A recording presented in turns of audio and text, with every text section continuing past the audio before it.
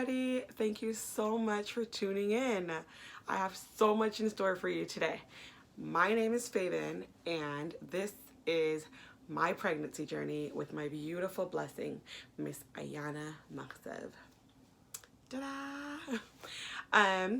First, giving honor to God for getting me through this, getting me through my pregnancy, getting me through the storms throughout my pregnancy, and releasing a beautiful blessing that is not what everybody expected. My baby, my miracle, Ayana Maksev.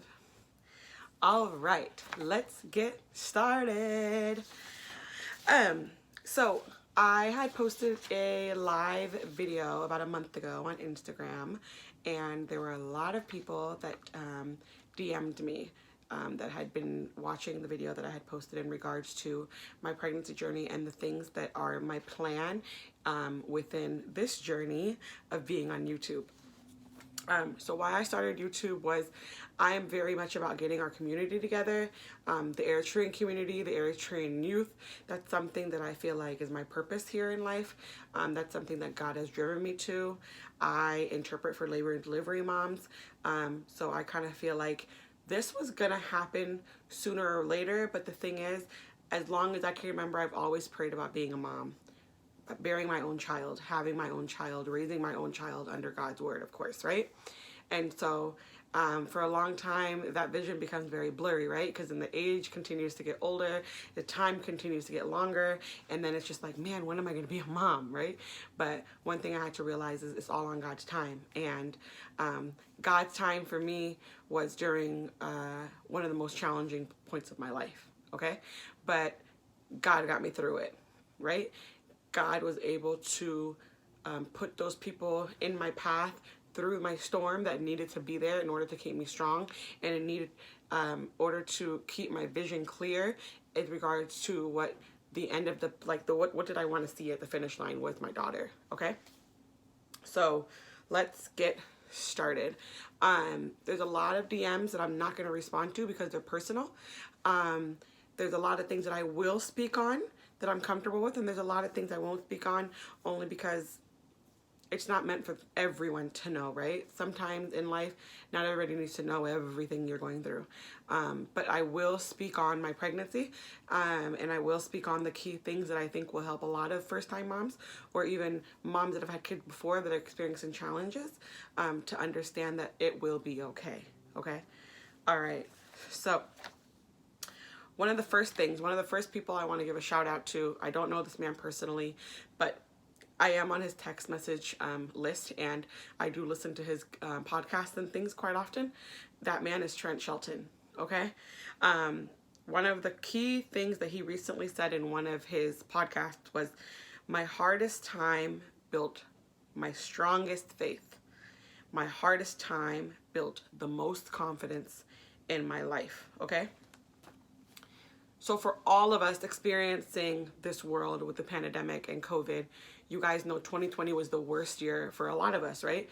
Everybody's like, forget 2020. For the Eritrean community, Ethiopian community, many communities, 2020 was really, really hard, okay? People were losing loved ones, things were happening in the world, people lost jobs, people lost their homes, and it's just like, every day I pray for people I don't even know, you know what I'm saying? Like, I always ask God to shelter those who need shelter, feed those who are hungry, heal those who are wounded, mend the hearts that are broken. This is my day-to-day thing. Because someone out there is doing the same thing that I'm doing, and it's healing someone. And that person could have, resonated their prayer with me. I don't know. So 2020 for me, you guys, was the roughest time in my life. But at the same time, I won't say, oh, it was the worst year ever, because then I would not be thankful for my blessing, right? So in 2020, I lost my cousin. He was more like my little brother. He was a pillar in our family. He was the comedy in our family. He was the love in our family. And losing him affected each and every one of us in a different way. Some, family members grew closer together. Some grew more distant because it affected everyone differently, okay? So in my case, my cousin and I were very, very strong. We're very close, but we didn't communicate all the time, right? And so My cousin passed away in January, and less than a month after that, about a month or so after, literally, I found out I was pregnant. Okay? So in the Eritrean community, we're still mourning. Okay? So this question, why I'm talking about this is because I got asked what was the most stressful part of your journey in the pregnancy. So I was still grieving, and I am still grieving the loss of my cousin. Earlier when I did my vlog and he resonated with me, I clipped him on my dress that I had on this morning, but of course you guys didn't see that video because my laptop died when I was doing it. But he's right here, he's right behind me. I just kept him right there behind me, near and dear and close to my heart, right? So that was one of the most challenging things, because one, being that I was in my early 30s, I didn't disclose to anybody really that I was pregnant, besides like my close, like when I say close, I'm talking about like my mom, my sister, my brother, like close, and my best friend were like the only ones that knew I was pregnant in the beginning. Because one, in pregnancy, I work in the medical field, and so I've heard moms in the NICU talk about how they didn't express their pregnancy early because you want to wait till you're past the first trimester. I work in a prenatal clinic now. I used to work in a women's clinic, so it's like you hear all these things. So I always told myself, okay, first trimester, get past that, right? So that's forgive me, about 14 to 16 weeks. Okay, so let's just say closer to 20 weeks is when you want to maybe disclose, because sometimes things happen early and you just kind of, some people want to wait, some people want to disclose it immediately, right? So for my sanity, I didn't say anything for a while because my family was grieving. My uncles, my aunts, my cousins, my siblings, my mom, everybody, we were all grieving, okay? And so still being in the memorial for my cousin, still doing things to recognize his life, no one knew the pain I was holding on the inside, because I knew that my cousin knew that's not something I really wanted. I knew God knew that's something I really wanted.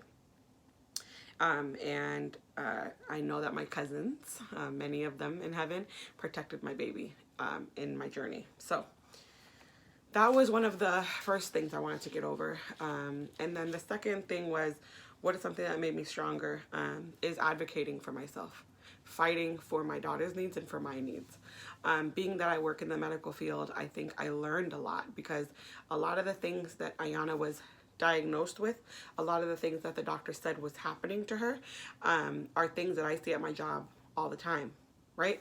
So a lot of first-time moms, a lot of moms, when they see all this stuff, it's just like, I can't do it. I can't continue with this pregnancy, because maybe they don't want a child with, special needs, or maybe they don't want that child with, that deformity or whatever. But these are all question marks, right? Suspected, possible, things like that come up in pregnancy a lot.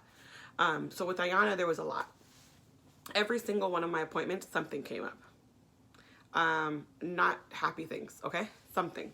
But I was just very thankful that, I could talk to my mom, I could talk to my siblings, I could talk to my closest friends about what was going on. And a lot of my friends, for those of them that I told earlier into the pregnancy, very supportive, okay? So one of my friends, Manira, as soon as I told her, this girl was like everyday contact, all day, like wellness check, like always checking on me, okay? And we would go on walks together. She would bring me, water. She would make sure I wasn't, like doing any caffeine intake, things like that. All these things that you don't want to do in the beginning, or things that some of us just don't know. Like in our culture, we're told, like some people think that coffee's okay. And then in the American culture, it's like have a cup a day or whatever. All different, right? And so, what made me stronger is the fact that I advocated for myself because of my happenings in life. For those of you that know, there was a lot of things that happened in my life medically, and then for those of you that don't, there was a lot of things that happened in my life medically, whereas the older I got, I was able actually to speak up. So if the doctors go, oh, we want to go this route, I'm like, well, why don't we try this route first, and then can we do your way type thing. Because I kind of felt like God was putting that in me. It was like, Faven, like, come on, I'm trying to, like, yes, like, okay, doctors, not everybody believes them. Some people don't even believe in going to the doctors. Some people believe, like in our culture, when something's going on, they tell you it's a valsitei, which is like holy water or holy, holy oil or whatever. Great. I did it. I did it. But I also advocated for myself, right? And sometimes that's why there's specialists. That's why there's second opinion. That's why there's other facilities. So for me, when I was seeing at my OB office, I was transferred to high-risk specialist because of things that were happening with Ayana, that I had to continue seeing them for the rest of my pregnancy. But guess what, guys? I work at a high-risk clinic. So when that high-risk clinic told me things I wasn't happy about, I asked to be seen at my job, right? I was very fortunate, and I felt like God put me in that place because that's what I needed to be seen at that specific time of my life, okay? So I was seen at my job. I got worser news, right? I got news that I didn't expect to get news from the top specialists, okay? But they supported me, and that's what you need is support, okay? If anyone that's listening to me today is planning on getting pregnant, is thinking about getting pregnant, is wanting to have that second child, whatever, please, you guys, make sure that you have the support and the love to surround you because you will need it, okay? Especially right now with any moms considering getting pregnant with COVID. Consider the fact that you can't go to these appointments with your spouse possibly, okay? Because things are changing. One day they let you go, the next day they don't let you go, okay? For my case, I think I got like 2 out of X amount of visits that my partner was allowed to come, okay? So thank God at the end, my mom was able to like be there right next to me when I had Ayana, when I got induced. My mom was right next to me. But the thing is, like, you can't walk around in the hallways, and that's something I'm used to seeing for the last X amount of years being an interpreter. I walk those patients around those hallways. They're able to hold those rails, all that thing. We couldn't do that, okay? I had to stay in the room. So I made use of the birthing balls, and I made use of the little space that I had to walk back and forth. So yeah, so if you're thinking about getting pregnant, please, please, please, I'm telling you, please, you guys, think about what is going on in the world right now and think about the fact that you definitely need your support system. And with everything going on right now, it's okay to ask your doctors different methods, okay? I was offered a lot of things in my pregnancy, and, you know, like an amniocentesis is one of them. So an amniocentesis, you guys, is an exam where the mom is pregnant, obviously, and then there's a needle that goes from the belly into the sac of the baby, so where the baby lives, and then they would draw some, you know, whatever fluid, I believe, or something it is, and then they test it, okay? So anything that I may not be making clear, you guys can Google it, okay? Don't look at the pictures though, because it'll scare you. But if you want to, go ahead. And then they test it to see if there's any like chromosomal abnormalities or things like that with the baby, okay? But that's something I didn't want to do because in my time being in the medical field, I've always heard that women can go into preterm labor. You know, there's like again, these are like possibles, right?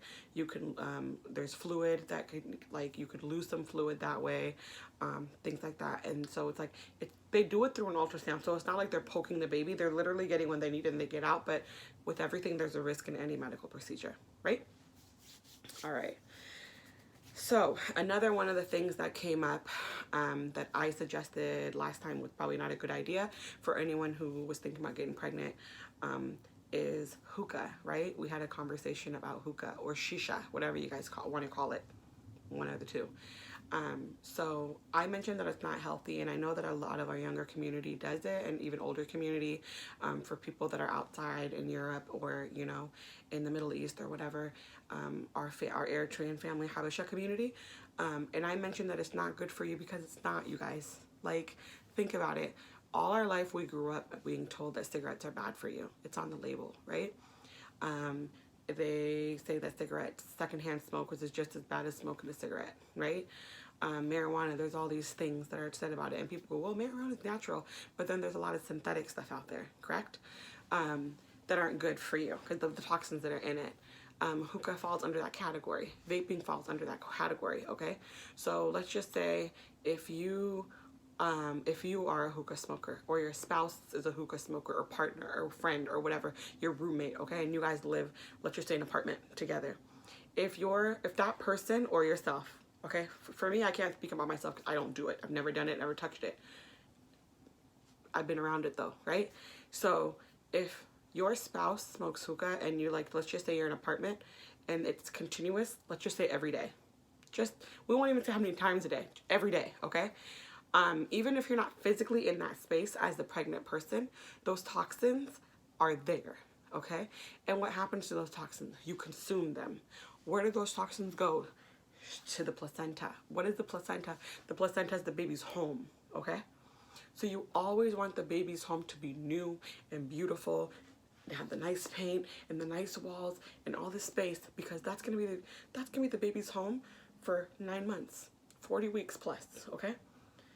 And if you mess with that early into the pregnancy, it'll start to deter throughout the pregnancy. So what happens is the risk of things happening later, okay? For a mother who smokes any of those things I mentioned or is exposed to it, that baby is 2 to 3 times likely to pass away from sudden infant death syndrome, also known as SIDS, for those of us that know it by that word, right? So these are things you want to consider, ladies and gentlemen, okay? These are the things that you're exposing to. Another thing that can affect a baby in this time, whether a mom does that, or if it's consumed, or if it's like you're in that area, you're exposed to it, is low birth weight.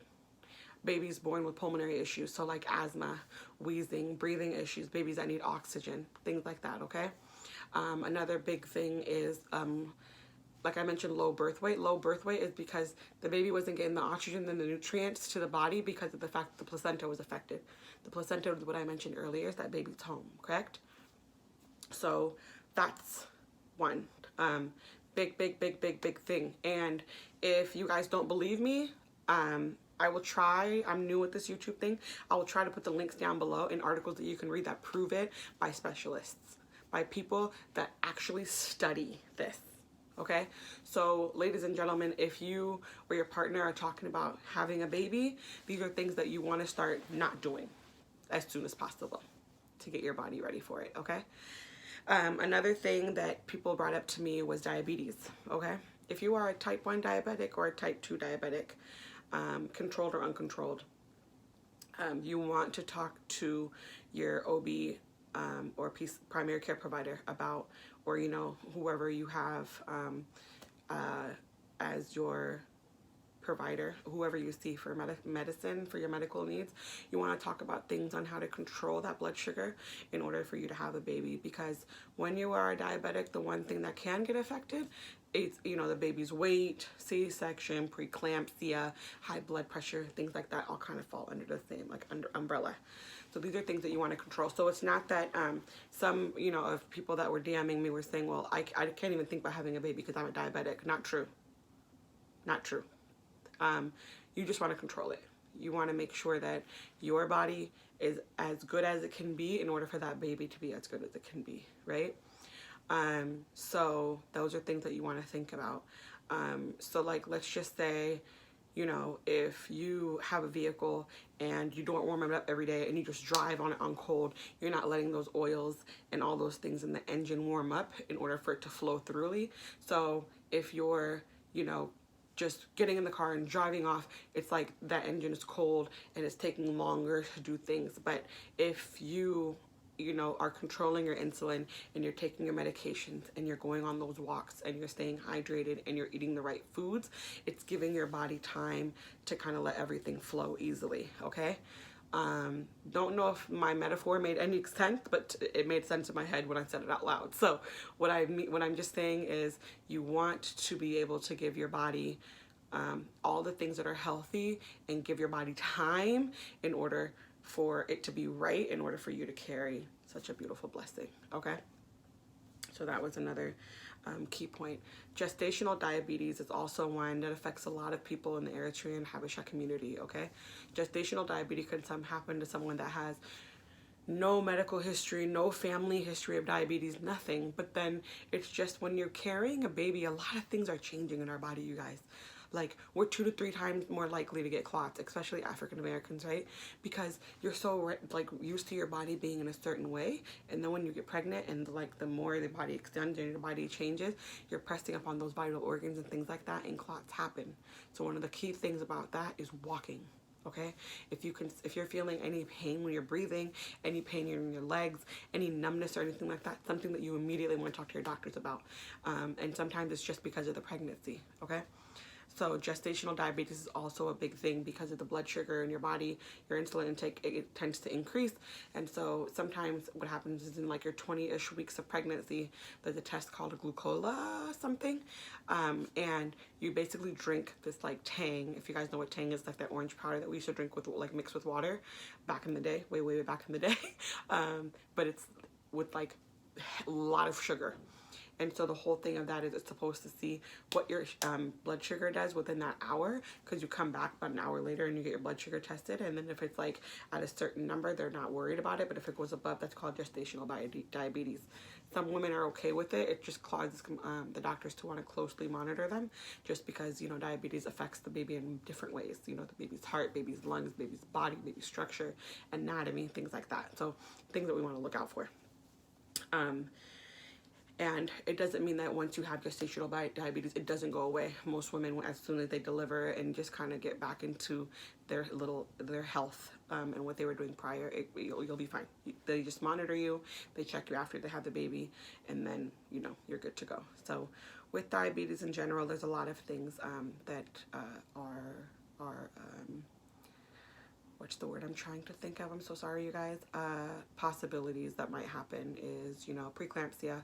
Preeclampsia is when your blood sugar spikes, and some women, they see it on the outside, their body swells. And, you know, they have to have like an emergency C-section in order to get that baby out. Some things that can happen is the baby's too big. Because, you know, obviously the blood sugar, or a baby's too small. When a baby's too big, sometimes what leads to that is you can't have a vaginal delivery, right? So then there's C-sections and things like that, or just preterm labor, babies that come early. This can happen to anybody. It doesn't mean because you're a diabetic, you're going to have a preterm baby. It can happen to anybody. It can happen to the healthiest person. It can happen to that person that you see at the gym every day, running on that treadmill for 5 miles. You know, it could happen to anybody, because pregnancy is changes. Like, our body is constantly changing, okay? But certain things that you might get referred to is going to see a specialist for like a fetal echocardiogram, which is what I do at my job. Is like those are the kinds of referrals I see: fetal echocardiograms, ultrasounds, seeing specialists, seeing NICU specialists, because there's just certain things and they just want you to be better prepared. So if your doctor refers you to see somebody else, you guys don't think about it, okay? Because sometimes they're doing it for your best interest. But let's just say if you don't want it, then get a second opinion. If you're not happy, this didn't happen in my case. If you are not happy with your obstetric gynecologist, your midwife, your whatever it is, get a second, go see someone else, okay? Because you want to be comfortable with someone, and you want to feel safe with someone that's protecting your most prized possession, your blessing, right? So for me, I loved everybody on my team across the board, okay? But I wanted to get a second opinion only because I couldn't believe the things that I was hearing that was coming out of these, you know, providers' mouths about what was happening with my baby. And guess what? When I got my second opinion, it was worse. Okay, so I just continued with the team that I had. And when the baby came, she's fine, okay? And she's still fine. She's amazing, actually. We just had her 6-month visit today, and Ayana's great, okay? Ayana's she is God's child. Let me just tell you, he is protecting her. Ayana's good, okay? She's starting to sit up. She's starting to say some words. She's starting to teeth, you know, now, based off what he said today. Those are things I think, not that I want to be disrespectful to anyone's race, but Ayana's pediatrician is African American. Actually, he's Nigerian, and that's something I wanted because I wanted my daughter to be treated by someone that looks like her, because I didn't really get that growing up. There weren't too many African American providers that I knew, but not saying anything against the ones that I see and still see. It's just that I wanted my daughter to have that opportunity, because now we're seeing a lot more minorities and a lot more diversity in the medical field. So why not take advantage of it, right? So now I know that, you know, it's an equal thing, and I don't ever have to feel like he's gonna treat Ayana like not as fair as another person, because as far as I know right now, he's doing a great job, and Ayana loves him, and you know, she doesn't really like the LPNs and such much, but I mean, they're the ones that have to give her needles. So that's all of us when we grow up, right? We love our doctors, but we don't like, you know, the people that have to poke and prod us. But that's why they have, you know, the roles that they have. So That's another thing. I felt like because I had to advocate for myself so much in life, I wanted Ayana to have a better chance. And I'm not saying that it can't happen with someone that's your own race. I just felt better that not only is he African American, but he's Nigerian. So it's like, wow, you know, what better opportunity does my daughter get? Like, this is great. So that's what I chose to do. Another thing I want to talk about, things that personally happened to in my pregnancy, is intrauterine growth restriction. So let me tell you guys a little bit about my history with my pregnancy. Just for you new moms that are tuning in, or moms that are experiencing things that you didn't experience with your last pregnancy. When I first found out I was pregnant, I had lower ligament pain, so I had a lot of cramps. But I was always reassured that it's the pregnancy. It's a pregnancy. The body changing, the body stretching. It was my first pregnancy, right? So I got like a lower, there's like a belt that I wore for beginning to kind of like lift my abdomen up, so it's not putting so much pressure down. And so when I first went for my first appointment at the prenatal clinic, everything was great. She looked amazing. She was wiggling. Everything is fine, right? Things that new moms you might want to look out for: spotting. There's like, it's okay to spot, and there's like, go see a doctor because you spot. But for me, because it was my first pregnancy, anything that happened, I was rushing to the doctor's office, okay? So that's the one thing I want to get out of the way. If you're spotting, if it's minor and like you don't have killer cramps with it, most likely it's just, you know, things that are shifting and changing. But please, you guys, anything I say to you guys today, I definitely want you to follow through and see your provider. I just want to talk to you about my journey for just a little bit.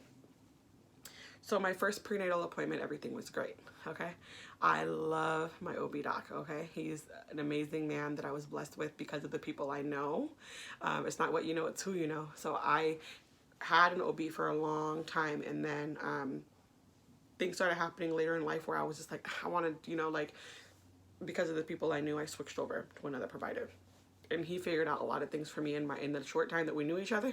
So it's like, I love him. I love my team, period. I just, everybody I feel like is meant to be in my life for a reason, okay? So, my first visit was great. We were talking about, you know, prenatal planning, and, you know, he was talking about, you know, not being exposed to tobacco, and, you know, what I should be eating, what I should be drinking, if I should be walking, exercising, all this stuff, okay? And then he was like, oh, you know, if you want, you can go get like a cell-free DNA, which is like a genetic screening. And he was like, you know, it's not, you know, painful. It's just a blood draw, whatever. And he was talking about all this stuff because it's my first pregnancy, and he was just like giving me all this information. So I was like, oh, cell-free DNA, yeah, that won't hurt. I've heard about it at most of my jobs. So I went over to the maternal fetal medicine specialist, and I went for my first appointment with them, and they did an ultrasound. And you know, for me, because I'm the background of the medicine, I'm not a provider, I'm not a nurse, I'm not a radiologist, I'm not a, you know, I'm not a sonographer, I'm not any of those things. So when I see the baby in the picture, my main focus was the heart, because I know at my job we look at a lot of hearts. So I was looking at the heart, and the heart was fluttering, and then they were like, oh, that's a great heart, I was like, great, right? The baby's head looked good, arms, her little hands and her little fingers and things like that I was just seeing later and later. But anyway, at this appointment, they were doing the screening, and the sonographer was like, oh, okay, I'm gonna go make sure with the doctor that, you know, everything is good before we let you go. And I was like, all right, great. And I didn't have an appointment with the doctor that day, but you know, that's what they do. So one of the doctors walks in, and I'm smiling and so happy because he is the spouse to a provider that I work with, right? So when he walked in, I was like, oh, hey. And I was like, I work with Dr. So-and-so. And he's like, oh, great. And I can kind of just tell that wasn't easy for him to hear, because he wanted to tell me something. So he told me that, you know, they measure something called an NT, which is nuchal translucency. And it's basically the back, like the fold of the baby's neck, right? They measure it in about 16 to 20 weeks, 21, 22 weeks of pregnancy. To basically, like, it can tell them that if the baby has abnormalities, like chromosomal abnormalities. A lot of times babies with thick nuchal folds have like Down syndrome and those things, right? And so he came in and he was like, I'm really sorry to tell you this.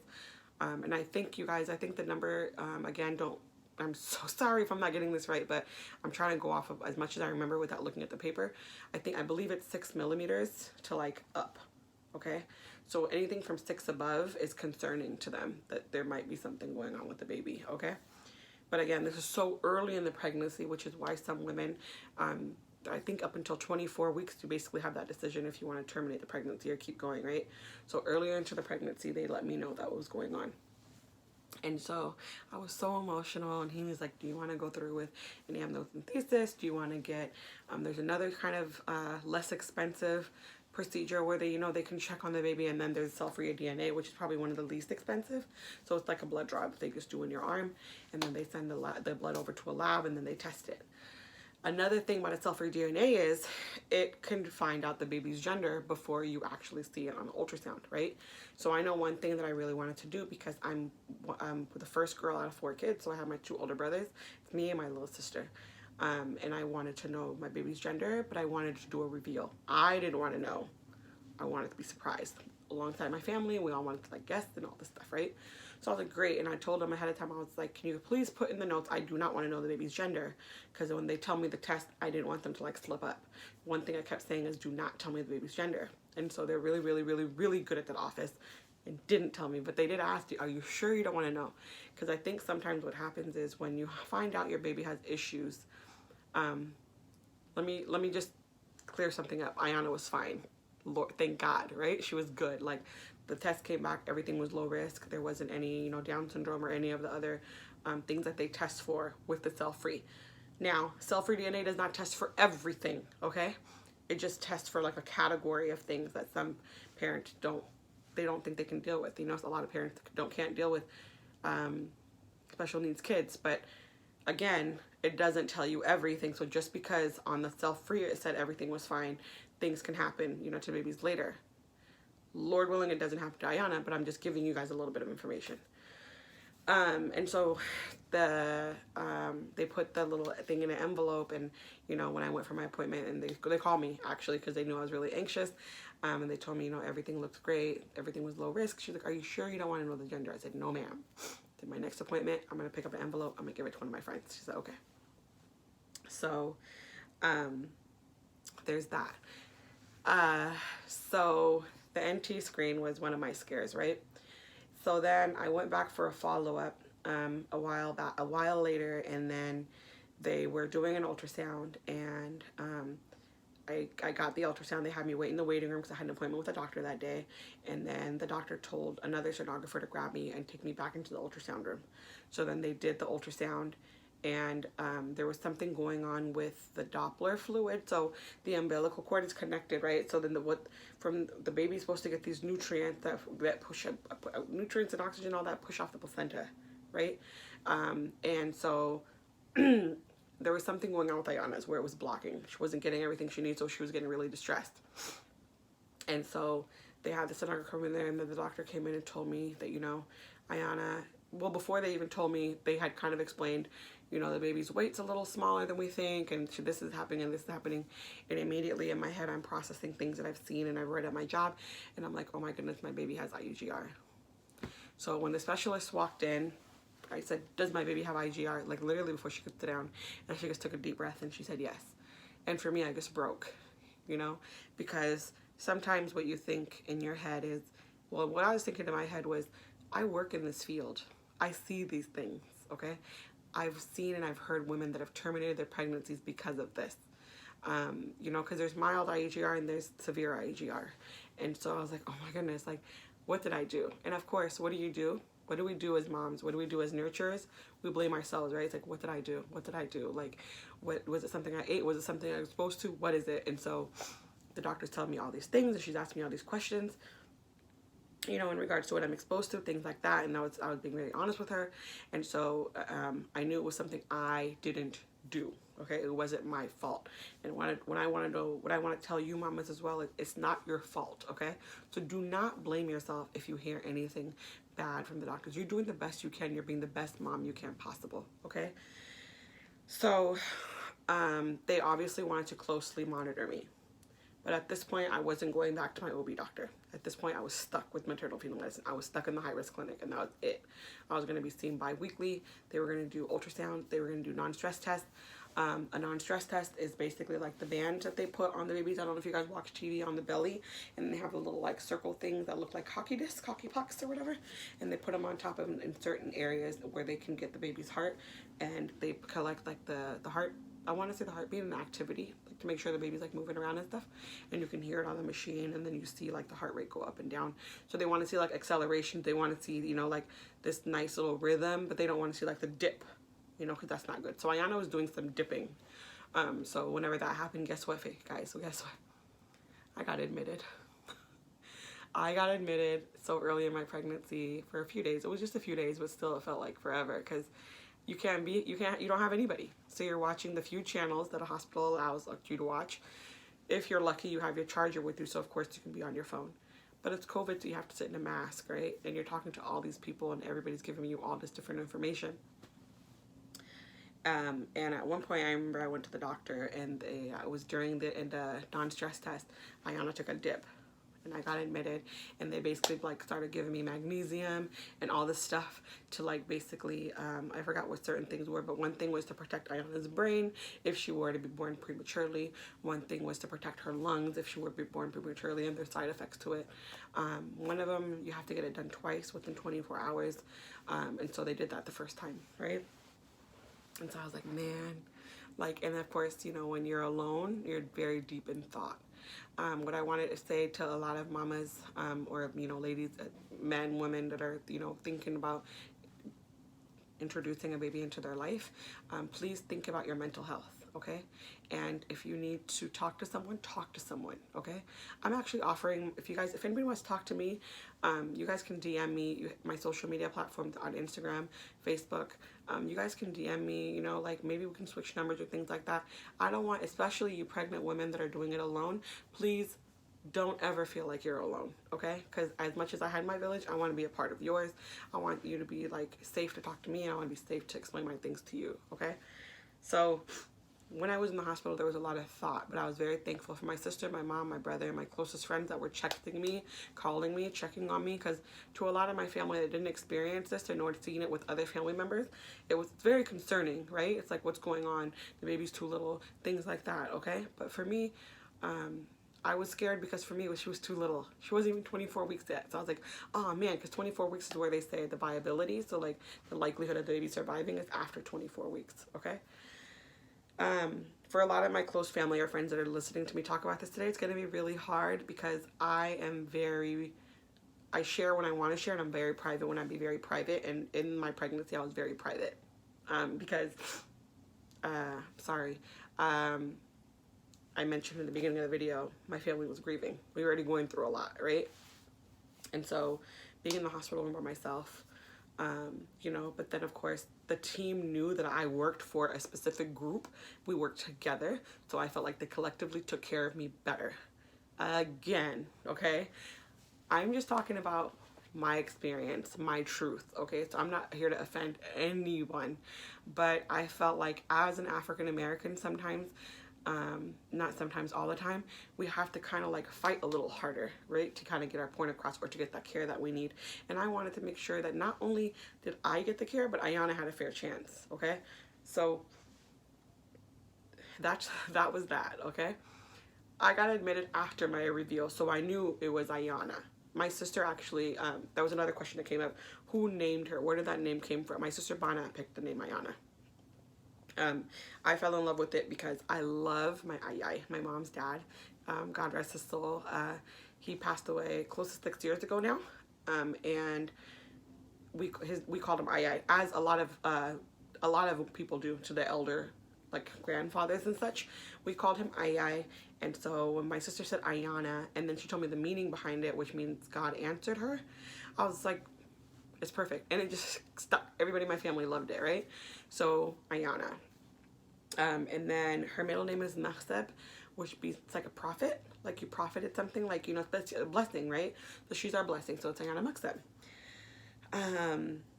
So anyway, what was I saying? Yeah, so I was in the hospital thinking a lot, and I'm just sitting here like, man, dude, I can't catch a break, right? I went to one appointment, they told me this. I went to another appointment, they told me this. Like, why is this happening to me, right? And that's something I learned being a Christian, is you don't question God, right? But I questioned, you guys. I said, why is this happening to me? Why is this happening to my baby? Like, why, right? And I had to accept and be honest with myself that I was carrying a lot of stress, okay? Another thing I'm gonna dip into now, moving along with this video, is if you guys are in an uncomfortable situation, if you're not happy with the environment that you're in, with the circle around you, with that friend that you have, with your partner, with your spouse or whatever, clear that stuff up as soon as possible. Because the hardest thing that you can do to your body when you're already going through so much and you're trying to be so strong is someone bearing you down, or the stress of something bearing you down, okay? Release that stress, you guys. It's not worth it, okay? The more I started to let go of things that were not worth it anymore, that's like my baby started doing better and better and better. And I started noticing that being in, you know, like a toxic environment, being surrounded by people that are toxic to you, that aren't positive to you, it causes a weight on you, right? And it's just like why do I even do this to myself? So the more that I started to see things, and God revealed a lot of things to me, okay? I believe that. And it's like my baby's starting to do better and better and better. So yes, I got discharged. And then I went home.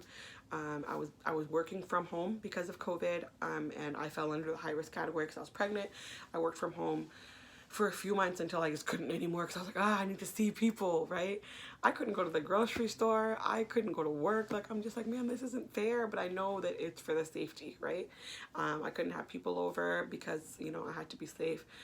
Obviously, you know, like what I did and what people did were different, so I didn't want to expose the baby to anything. I was very protective of her from the beginning. I found out that I was pregnant. And so, yeah, we go through IUGR. We went through blood clots. We went through nuchal fold,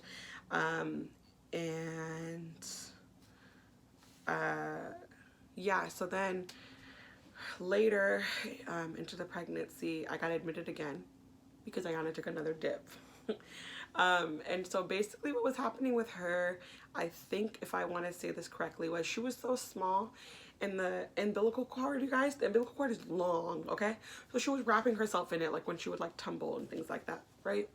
And then another thing we came across was when I was seen at my job, I completely skipped this part, I'm so sorry, you guys, and this is definitely my testimony, is Ayana's fluid levels were low.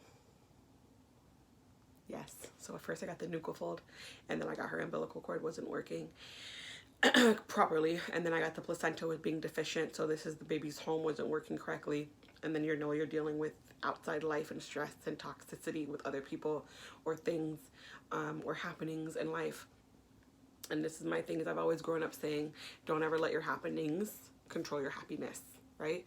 So I was letting that happen, and I had to wake up, and I had to be woken up by my closest friends and family, like, Faven, what are you doing? This isn't you, right? And so I had to wake up, and I had to see what was it that I needed, what was on my dream board, my vision board, what was my end goal, right? Is to make sure I had a healthy pregnancy, had a healthy delivery. And so what happened was at my job, I found out when I got referred was because the baby's fluids were really low. And so basically average, you guys, is like a C plus, right? Is an 8. Average. If you're at an 8, they monitor you a little bit. So Ayana, when I was seen at the specialist clinic, it was 2.0 at one of my visits, which is why I got the comprehensive second opinion at my job. And then the high-risk specialist, it was so hard because it was so emotional for everybody in the room because everybody knew me, is to find out that my baby's blood, water, actually her fluid went down to 1.7. So in my head, I went into operation, let's fix this. Again, I'm a child of God, so sometimes you have to let God fix it. But in my head, I wanted to do everything I could for her. So I Googled, and I Googled, and I Googled, and I Googled, and I researched. A lot of these diagnoses, you guys, you probably don't want to Google, okay? Because Dr. Google is not healthy. Let me just tell you that right now. And a lot of you probably know that, and you're like, oh yeah, it's not. It's not. Dr. Google is not healthy. So I realized that University of California, San Francisco, they have like an infusion, like a hydrogen infusion of some sort that builds up the fluid when, you know, people go through the things that I was going through. So when I called them, I knew that it was to be expensive. I was fine with that. I just wanted to get my babies taken care of. And so they told me, oh, you know, like the lady basically told me, we don't do it for women in your case because your baby doesn't have kidney issues. Okay. Ayana's body organs, all that were great. So I was like, oh man, so what am I going to do? Right.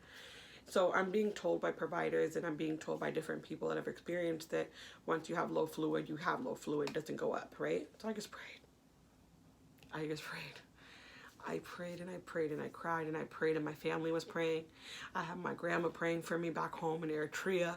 I had my uncle praying for me in Sweden, my cousins praying for me in Europe, my friends praying for me, my mom, my siblings. I would just be like, you guys just pray for me. Anybody be like, Faven, what do we need? Do you need anything today? Prayer.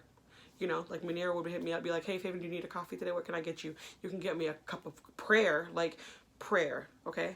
My best friend Regat would call me, like, just pray for me. I would text, even when I'm like working, I'm like, just pray for me. Because it's like, it was really, really hard and I needed that barrier, okay? When you have a village like I do, you guys, I couldn't lean back because I'd be bounced back with prayer. I couldn't lean to the side because my family would be like, nope, get back up. They all prayed for me. They all prayed for my strength, my mental strength, my physical strength. I needed to be strong. I went for a follow-up appointment after I had been told of that bad news, like, right? And I didn't want to terminate.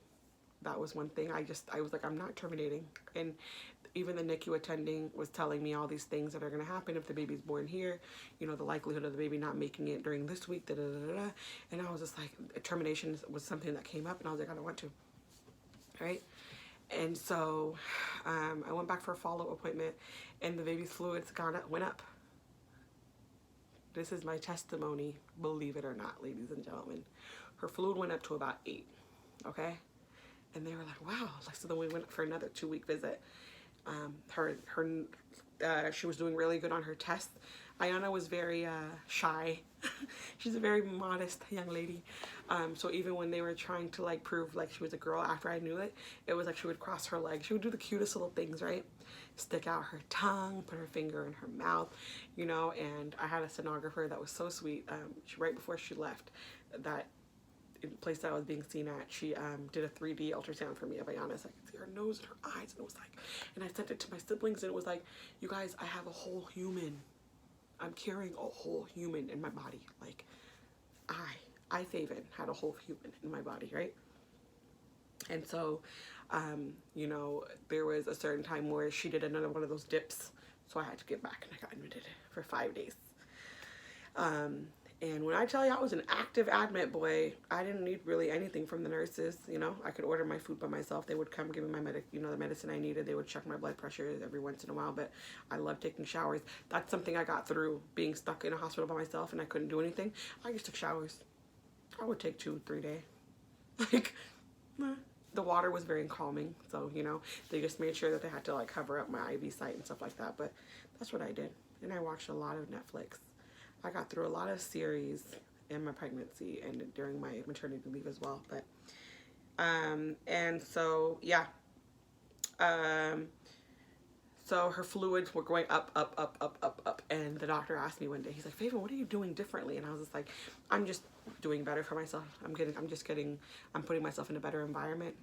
I'm putting myself in a better circle of friends and family. Like, you know, that's what I needed to do. And so I felt bad a little bit because I didn't realize that there were 2 surprise baby showers that were happening. One, my coworkers were planning for me and they were freaking out because I got admitted and they were planning on doing that baby shower the week after. So I had been in there for 5 days. The week I got out was like the shower and I had just started going back to work. So it was like such a nice surprise because my team spoiled me. Well, they spoiled Ayana, spoiled Ayana. And then of course my sister was planning a whole nother baby shower with my family because we almost weren't gonna have one because with COVID, you guys, there's a lot of things that I couldn't have and there's a lot of things I still couldn't have, but I'm thankful for the things that I am able to have, okay? So I was able to have a virtual baby reveal. We were on the WhatsApp app. The house party app. So my family, the few that were on there, we were able to reveal the baby that way. And Manira had the envelope with the baby's gender that I mentioned earlier in the video. So she ordered all the stuff and had it delivered to my mom's house. And then we were able to just do all that together. So no, I did not know if it was a boy or a girl. So it was nice you know, when we did all those things to figure out how, and I had a photographer to capture the moment. And then my sister and Ayana's godmom and stuff planned a really beautiful baby shower for me with my family, and she got more stuff. And it's so nice when you have such a team of love around you, because I really didn't really have to get Ayana anything until recently, like just because she's growing out of her clothes so fast now because she's so healthy, and just like because she's teething, I just get her random stuff whenever I'm at the store. And my sister spoils this girl rotten, and my brother, like, you know, today's my birthday, and my brother got me a gift in a gift bag, and he got Ayana this huge balloon because she loves balloons. But there's that. So everything was going great, and then one of the doctors that I loved basically already warned me that, hey, if I see this happen one more time, we're going to admit you and we're going to induce you. And they were already telling me at 37 weeks, be prepared to have the baby, right? So I was just like, 37 weeks is better than 23, right? So that happened. So I ended up, she was doing really well. The fluid would go to 12, 14, At one point it dipped, and I had to come back like on a weekday, like on a Saturday. And my mom was like, no, I have to go with you because I don't want you to get, you know, induced or whatever, admitted.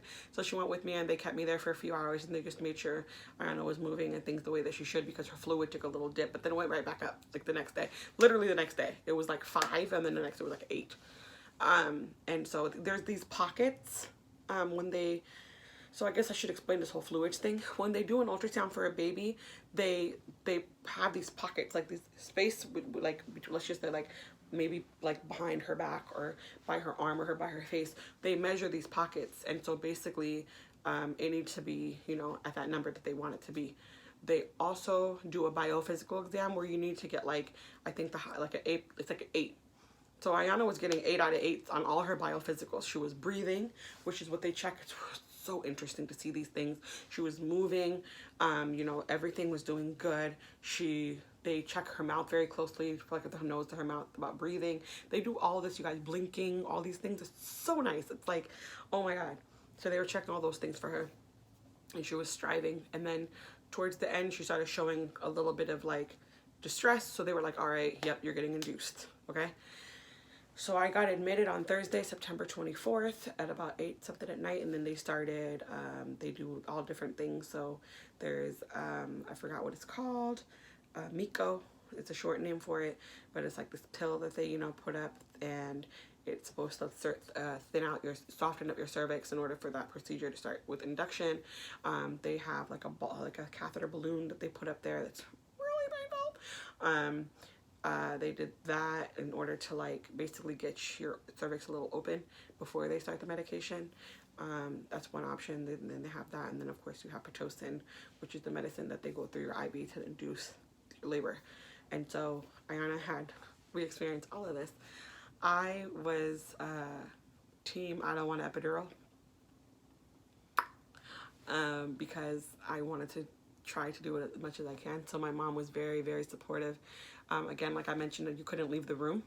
And so I had like the peanut medicine ball, the circle medicine ball. Like the nurse I had, this girl, man, she is the best. Like, she tried everything, and she sat right next to me the whole time. We did everything. I would fall asleep, like straddled like a horse on the peanut medicine ball with the circle, the round medicine ball in front of me. And these are like the bounce balls. You guys are really big beach ball looking things that are meant for, you know, that. And so I would just lean on it and just go to sleep. And I just tried to push through. But yeah, as soon as the water broke, that pain just went from like 5, 6, 7 to like, I don't know what. But because I've had back surgery in the past, my epidural didn't work for me. So it started to barely work right literally as I was delivering her. So, you know, you feel everything, but it's okay. We won't even talk about that. You can do it, Mom. Ayana was brought into this world on September 25th, 2020 at 10:46 p.m. Alongside my mommy and the wonderful team. The NICU team was there. She had barely made weight, so they were like clapping in the room because that room fills up quite quickly. And they were all like, what are you guys clapping for? And they're like, she made weight. She's like, we don't have to take her with us. I was like, yay. But she started to show signs of low blood sugar, and she was her temperature wasn't adjusting the way they wanted her to adjust, and so she did end up having to be in the NICU for 12 days. So I was admitted on Thursday, I got discharged on Sunday, and I went to the hospital every day, twice a day, to make sure my baby was good. One, I had to get her food, so you know, she had to get the liquid gold, and then I just went there to make sure she was good and she was being well taken care of. I love the NICU team at Swedish. They took care of her so well. I was able to call as many times as I wanted throughout the night because of course they have round the clock care for them. She was discharged. She had gained the weight. She was slatching. She was doing everything they wanted her to do. Her billy, her liver test, all that, everything came back good. We were able to go home, and my daughter, as of today, is almost 14 pounds, thriving, talkative, happy, loving, just the best, right? One thing I skipped, I'm so sorry, is literally as I was going into labor, my blood pressure was spiking, okay? This is what they call the silent killer. They were trying not to make me nervous, but all that medication, like, okay, we're giving you this, now we're doing this, now we're doing this, now we're doing this, and it's like monitoring my blood pressure every single day until the day I left, and even after I came back for my 6-week check. I can talk about the African American community because that's what I am. It is the silent killer. A lot of these things that you hear about in the news is that, okay? Blood pressure rising, blood clots, things like that. So ladies and gentlemen, ladies, okay, please pay attention to your body. If something doesn't seem right, don't ever feel like you're annoying your medical team. Call them and let them know what's going on, okay? Because it can be the littlest thing. It could be that little headache. It could be that little bit of blurred vision, okay? Sleep deprivation and a serious illness are two different things, okay? Sleep deprivation is being like Faven and actually pouring out 3 ounces of milk thinking you're cleaning a bottle because you haven't slept in days, right? Something really happening is something really happening, okay? There's a point why I'm mentioning this. I don't know if you guys can see it, but you see that? Postpartum depression, okay? Serious, okay? If you are a friend, a sibling, a mother, a father, a partner, a coworker, and you're noticing signs of this with someone who just had a baby, please, like, talk to them, help them, okay? Sometimes it's hard to understand I'm tired and I'm depressed.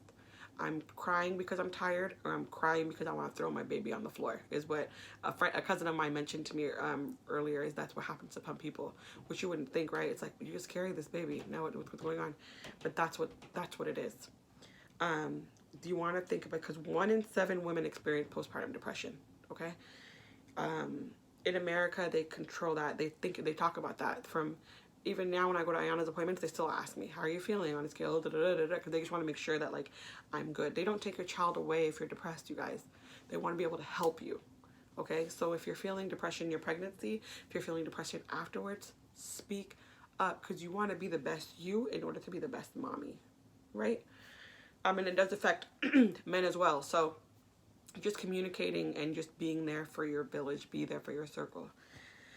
So ladies and gentlemen, that is all I have for you today. My breakdown was my breakthrough. I'm very thankful that I made it this far. I'm very thankful for my lovely Salam that was able to tell me how to do this and how to adjust my camera. I'm very thankful for my mom that's watching my baby right now, so I can get all this edited and sent out, because I told everyone I would post this on my birthday. I'm thankful for my village. I'm thankful for everybody that was involved. I'm thankful for my care team. I'm thankful for my coworkers. I was on maternity leave from September 21st until January 4th. So I'm thankful for Ayana's daycare provider. I'm thankful to God. I'm thankful for my family near and far that's still continuing to think positive of her. I'm blessed. Would I do it all again if I could? Absolutely. I felt like it made me stronger. I felt like I'm on different, like, mommy groups now. So, like, being able to make friends with people you don't even know. And I'm very ready for COVID to be over. Sorry, one more thing. I got asked about the vaccine with the corona vaccine. I'm vaccinated. My mom's vaccinated, my brother's vaccinated, my sister's vaccinated. Yes, I didn't want to get vaccinated because I was afraid of, oh, what's going to do, because I pump. My baby drinks my milk. So I'm like, oh man. But I talked to high-risk specialists. I read articles. I work with the best of the best, like I said. And basically, at the end of it, there were 2 things that I was told, basically, long story short. One, if I got COVID, what would happen? You'd be separated from your baby, right? Because babies can't get COVID vaccines and they don't handle it well, as far as I've seen. Again, don't do Dr. Google, not good. But that was one thing. And then the other thing was, for us moms that do get vaccinated while we're breastfeeding, those antibodies actually protect the baby. And so for those moms that asked me, Faven, did you get the vaccine? Before, I couldn't say yes, but yes, I've gotten both of them. I'm good. My family's good. And so I did it. I got the Moderna. My mom, I believe, got Pfizer. So we're good. No symptoms. We didn't have the flu, the headache, nothing like that. Everything's good. So for those of you that are thinking about getting the vaccine now that you've had your baby or soon to deliver, I did it. I'm good. Ayana's good. Okay. I still have my head, still have my hand. I'm still, crazy loopy Faven. So yeah, I'm continuing. I'm hopeful that I can continue these videos. Whatever you guys want me to talk about, let me know. I want to start talking about other things too in life, because until we all get to sit around a table and have coffee and enjoy each other's company again, guys, this is going to be the way that a lot of us are going to be communicating. So thank you so much to everyone that supported me. Thank you, God, for getting me this far. I'm so sorry I can't show you guys Ayana today because she is upstairs with her grandma, recovering from her 6-month wellness shots. Yes, my baby gets vaccinated. I consented on things when she was born. She got 2-month vaccines, 4-month vaccines, and now her 6-month vaccines. So for those that are asking about vaccines, I vaccinate her. And for those of you that tell me to break it down, I did it all together. So yes, they're more lethargic. Yes, you have to control, check on their, fever and all that stuff. But I keep her cool. I keep her fed. She sleeps. She's good. And now she's done until her 1st year. So for new moms that are that asked me that question as well, how did you do her vaccines? I do them all together. And if you have a doctor that you trust and you can talk to, that's something that you want to bring up to them, because some, have different opinions. I had moms that got their kids done all together. I had moms that got it broken down. For me, I just thought about my time, work, my schedule, and just Ayana. And I thought, okay, let's just do it all together. And once I did it the first time and she was fine with it, we just continued. And now we get to take a break for 6 months. Yay. So yes, thank you guys so much for tuning into my channel today. Like, share, subscribe. Wow, I get to say that. Let's get this viral. Post it on your social media sites. And again, like I said, honest to God, if anybody wants anything to talk about, if you guys want to ask me any questions, please feel free. It's safe. I won't say anything. Doctor-patient confidentiality is a big thing. Think of it that way. It's HIPAA. It's the law. I'm not sharing any medical stuff. I just shared a lot of stuff with you because there's a lot of moms that might be going through what I went through, and I want you guys to know that it's okay, and my baby is good. My baby is advanced. My baby is striving. She's standing on her own. She's sitting up almost by herself now. Like, it's a wonderful feeling. So, I will see you guys soon. I love each and every one of you. Please stay safe. Please wear your masks.